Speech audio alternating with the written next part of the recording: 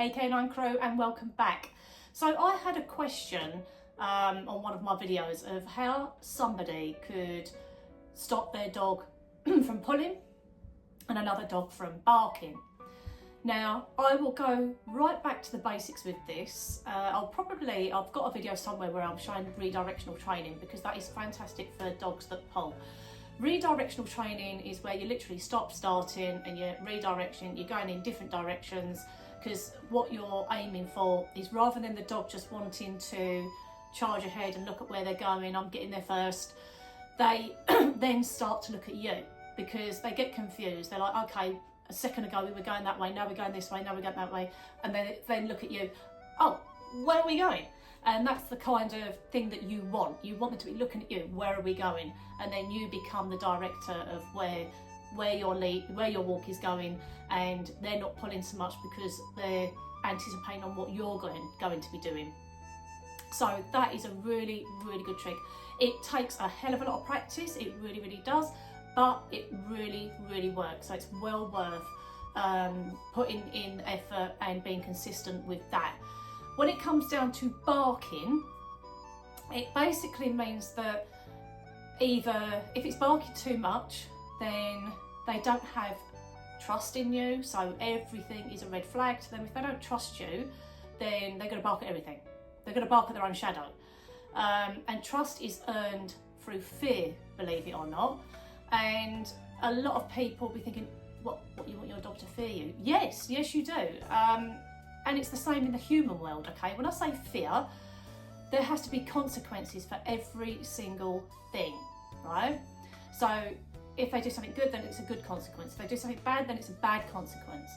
Now, when I say they need to be able to fear you, I don't mean being cruel to them. I have never, ever laid a hand on my dog in that way. It's giving them consequences. You know, if it means you raising your voice at them, absolutely. Or do certain sounds, like I can use, if a dog's really not listening, I can use pebbles in a can and shake that. That gets their attention and snaps them out of their behaviour. Because sometimes dogs can go into like the red zone where you just can't reason with them, you know, so you need to snap them out of it. I say loud, raising your voice. So in the human, again, I like to put things down to a human aspect of it all because it helps people to understand. So if you had a teacher that talked really low and stop doing that, children, don't do this, don't do that, are the kids going to listen? Are they going to respect them? Absolutely not. The teacher will have a firm, confident voice, and not only that, there will be consequences if you don't listen. And the children will fear that teacher, you know, because if you don't do this, then you're going to have detention. If you don't do that, there's going to be another consequence. You're going to be isolated. That's how it works with humans. With dogs, you can't have that conversation, so they need to be able to fear you in different ways.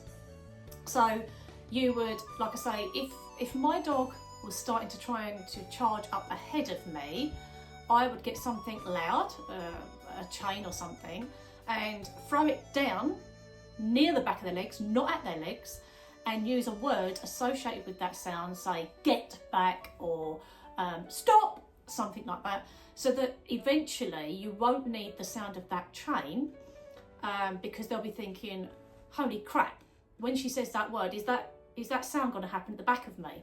And that gets control out of them, and they start to learn, okay, that word means, you know, I need to stop what I'm doing right here, right now.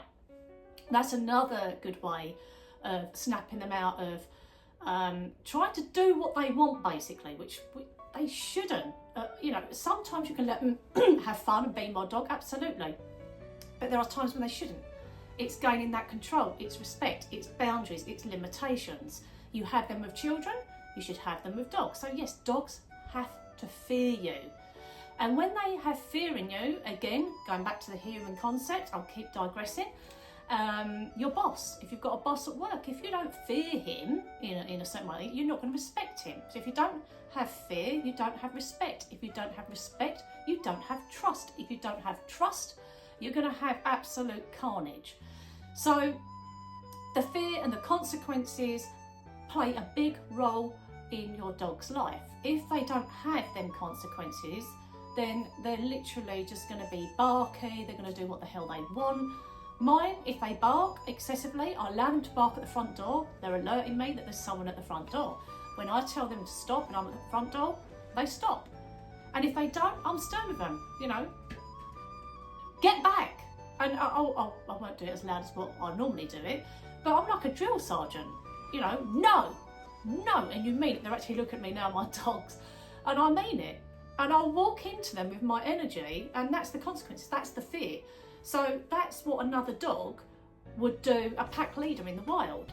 He would come with his all energy in, up, head up, shoulders, you know, puffed. And they would literally walk into the other dog. And that is just saying, respect me. Have fear in me, respect me. If your dogs, like I say, if they don't have that, then they are absolutely going to drive you nuts. They are not going to listen to a word you say. They're going to be barking like crazy. You're going to have no control. So you really need to set the boundaries and limitations. I have done a video on boundaries and limitations. If you want me to dig that out, I shall. There are so many different tips and tricks. Invisible line training, boundaries of where they're to go and not to go. This is not saying to always have that in place, it's just to gain the respect out of them at first, and then they can do whatever the hell they want, as long as they are understanding that yes, I can have fun, yes, I can be more dog, but if human wants me to start behaving, I have to start behaving. So I hope that's answered that question. And as I say, if you want to see it more hands-on, that you want me to be practicing on one of my dogs and showing that in a video, I absolutely will. But yeah, I hope that's answered your question. If you have any comments, please do again pop it below, and I will always do talks and videos on answering those questions to try and help you in any which way that I can. If you've liked this video, then please do give it a like. Please follow me, because I'm doing all this training for free. There are no, you know, payments or subscriptions or anything like that. This is just me giving you my doggy advice for absolutely free. So give me a share, that helps to support my channel, and that's about it. Anyway, I hope you've enjoyed this video. I hope you're having an awesome Saturday, and I shall see you in the next video.